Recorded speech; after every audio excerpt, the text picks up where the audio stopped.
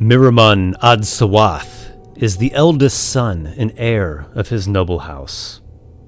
Despite his knowledge in both blade and wizardry, he is a frail-hearted and brittle-boned man. His father, Gobli, has all but brought ruin to their family due to siding with the rebels in a failed civil war. There is also the matter of his father's cursed orb. Can it be used against House Sawath's foes? Vitsa the Scorpion is one of the few advisors still loyal to Miraman's house. She herself is deadly with dagger, shortbow, and poison. One of her spies recently informed her that a rival house is seeking to assassinate Miraman's father and take his orb of fell power. Vitsa suspects it is House Tarair. Felshin is a mystic who grew up in the cruel desert. He knows of a secret entrance that leads into the lower levels of Tarair Palace. Miraman is not especially fond of him, but the situation grows desperate. The secret tunnel leads the party into an undercroft. From there, they descend a stairway, down to what appears to be part menagerie, part labyrinth. By the smell of it, this area has been neglected for some time. The party hears the sound of movement from the darkness ahead.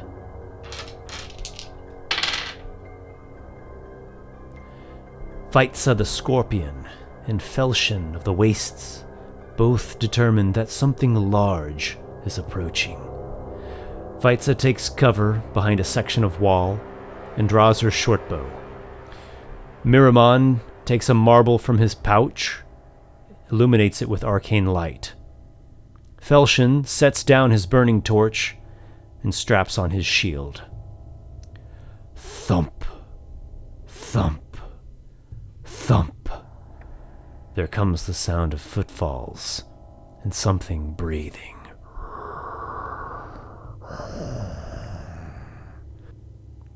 To the companions' left-hand side, they hear animals growling and even whimpering. "Show yourself!" calls out Miraman. "You should not have come here. We're ashamed for you to look upon us." "Who are you, dwellers in darkness?" "Ask us not such questions." "We are so hungry." Miraman casts his shining marble across the floor. When it parts the shadows, he beholds a terrible brute. The thing has two heads, weasel-like, or perhaps jackals. Its eyes are gone, and it weeps black tears. It stands as a man, though much larger, and its hands end with sharp claws. It howls, part beast, part man, part bloodlust, part lament.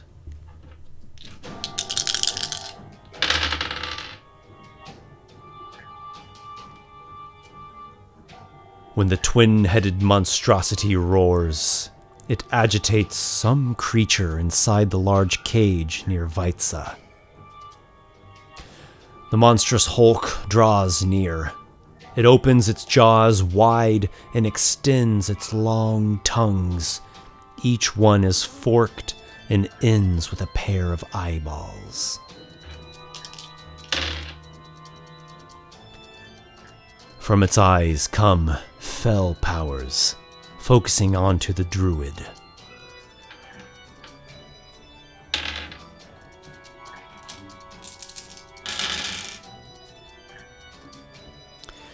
Felshin withstands the eldritch glare, then is assaulted by a ray of toxic energy.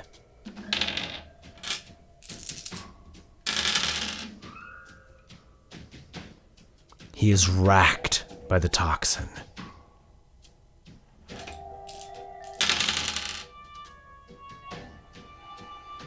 Felshin takes cover behind a small section of wall and chants a healing invocation.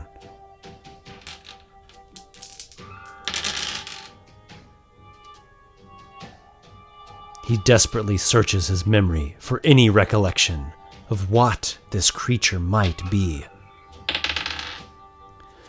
Alas, he is uncertain about the twin-headed monster. Miramon's mind races in much the same way.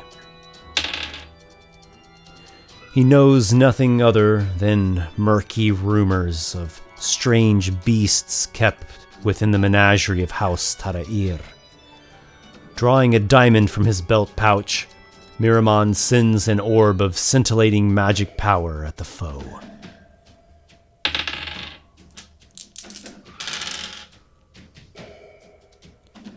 Crackling lightning ripples over the monster's body. The mage knight, unfortunately, is frail of heart, and he darts to take cover behind a section of wall. Vaitsa has heard a tale from the past of House Tarair, that there once lived two twin princes who were most cruel. They outwardly went through the motions of their traditional religion, but their violent natures betrayed any credibility of moral or spiritual fitness. After putting out the eyes of a priestess, they were cursed to forever exist in the torment of their bloodlust and their heretical shame. This monster that the two prince brothers were transformed into is known as the Obaridan. Its preferred prey is someone with divine or spiritual connection. Spells that evoke holy radiance have little effect on it.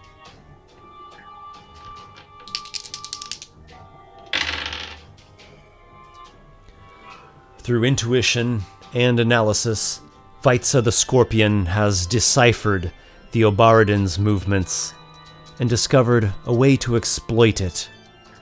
She looses an arrow at the foe. As she does so, the accursed, hollow gaze of the horror sends a shudder through her body.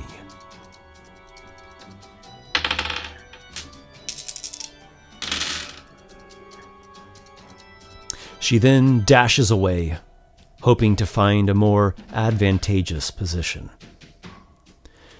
Miramon hears the beast struggling to break open its cage, but his attention remains on the immediate threat. The Obaridan approaches on swift legs, coming within striking range of its long necks and arms. Again, it opens its mouths, and the grotesque eye tongues stare at Felshin.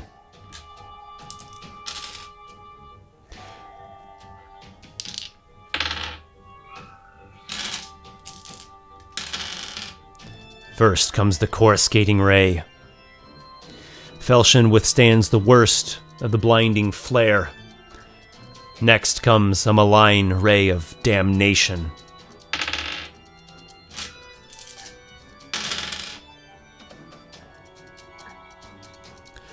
Though his willpower holds strong, he is overwhelmed. He collapses to the floor.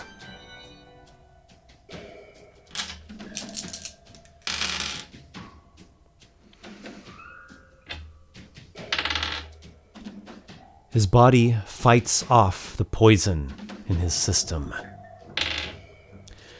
Vaitsa shouts to Miramon that the druid has fallen and they must stand and fight now. Miramon ad Sawath steels his nerves and comes rushing to face the Obaridan. In hand he brandishes Serpent's Tongue, a wondrous curved blade and heirloom sword of House Sawath.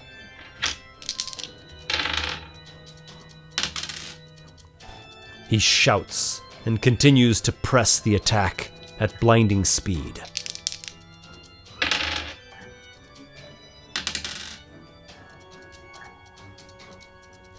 Vaitza, swift and cunning, dashes to reposition herself. The monster snaps at her in doing so.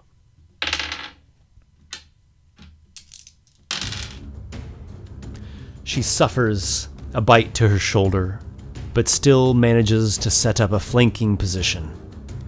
Her heart races in terror. She draws her scorpion dagger.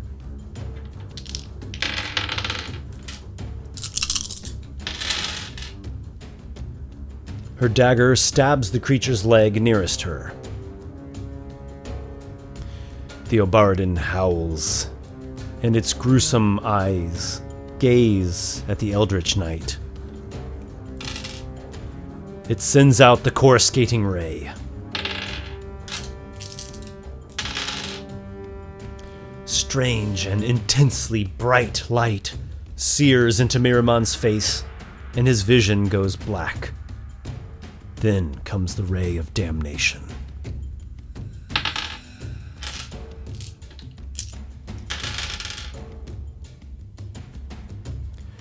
Miramon gasps. He clutches his head in agony, then falls over.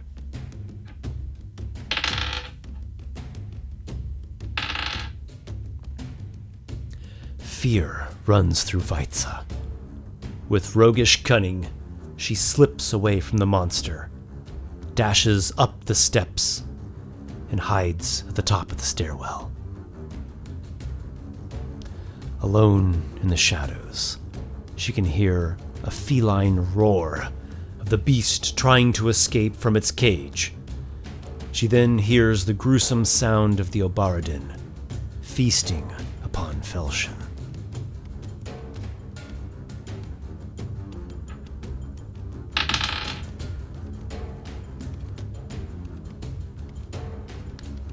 Vaitza drinks the phial from her belt pouch and tries to block out the sound of the druid being consumed.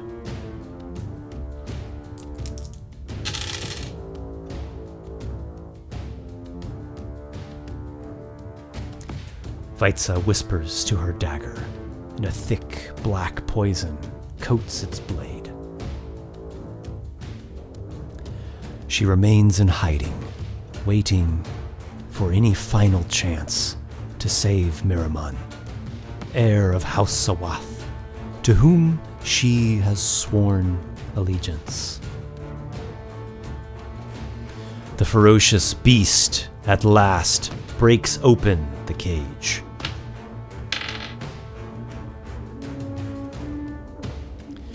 The Obaridan notices the sound. It stands from its feasting and steps to see what made the commotion. It sees a saber-toothed tiger with hunger and primal rage in its eyes. With twin heads dripping gore, the Obaridan lets out a terrible howl of dominance. The Obaridan is horrifying, but the saber-toothed tiger is also a great and terrible beast, and it is near the brink of starvation and smelling blood in the air. Vaitza creeps down as stealthily as possible to catch a glimpse of what is transpiring. The struggle for dominance begins. With a roar, the great cat pounces the two-headed monster.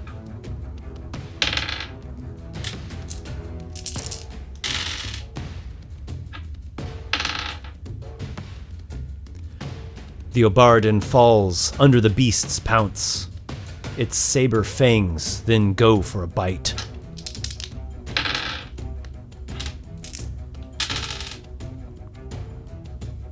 Screams of pain, rage, and fear explode from the Obaridan's mouths. Its blood stains the great cat's teeth Weitza stows her dagger and applies poison to an arrow. Hope flickers in her heart. The Obaridan stands, opens its mouth, and sends supernatural rays at the saber-toothed tiger.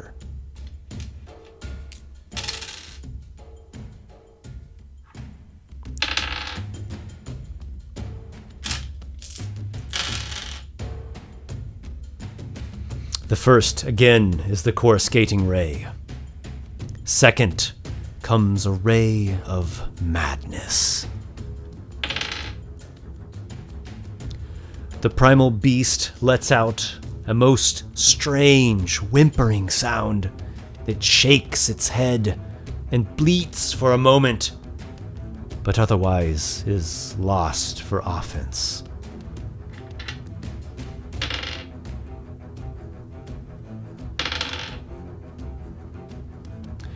The saber-toothed tiger recovers its sight, but it is still in a flight of madness. Weitza draws her short bow and stays hiding. She nocks the poison arrow and waits.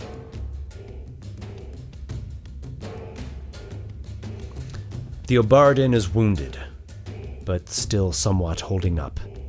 It attacks the great tiger with a flurry of bites and claws.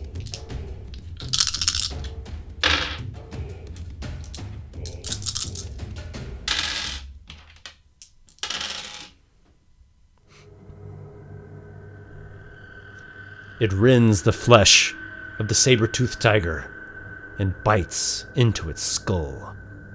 With a roar of agony, the beast falls over. The Obaridan howls in victory. When it goes to return to its feasting, Weitza attacks from hiding.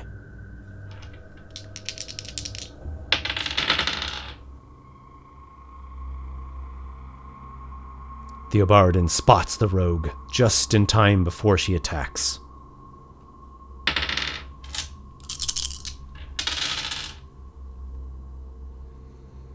But it is too late. The poison-tipped arrow drives straight into the heart of the Obaridan. It staggers back and falls, howling, to the floor. Weitza fires another arrow into it, then another, until the monster lies still and unbreathing on the floor. The scorpion darts to the side of her fallen comrade. His heart is not beating. She drags him up the stairs, expending great effort in doing so. She is able to pull him a ways into the undercroft, but the strain is starting to wear at her. With very few options, she searches for a place to stow Miramon's body. With a critical eye and smart mind, she locates a sarcophagus that is secluded and able to be unsealed. She places Miramon within, takes the dark orb for safeguarding, and promises to do all she can to come back and effect a recovery of his body. Her lungs and arms are burning from the effort, and terror still pricks at her psyche. Without a moment more of delay, she relocates the secret tunnel and escapes the palace of Tarair alive.